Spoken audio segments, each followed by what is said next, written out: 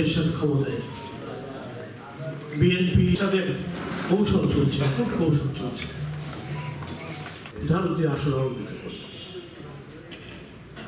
আমরা 9 জন এবং বুঝাতে সক্ষম হলাম যে এরশাদ বিএনপিকে ভাইস চেয়ারম্যান আব্দুল সত্তার সাহেব চেয়ারম্যান, সেখানে হাত দিয়ে ধরলেন জিয়াউর রহমান।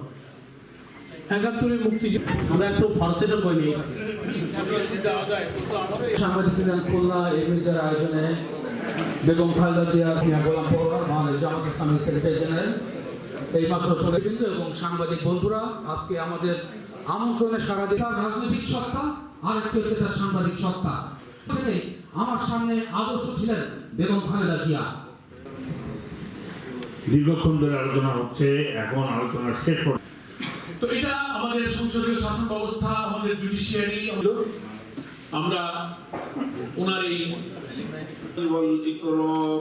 ربنا ظلمنا أنفسنا وبعد إذ هديتنا وهب لنا من لدنك رحمة দেশ নেত্রী সাবেক প্রধানমন্ত্রী বিএনপি চেয়ারপারসন বেগম খালেদা আইয়ুনি ওয়াজআলনা লিলমুত্তাকিনা ইমামা।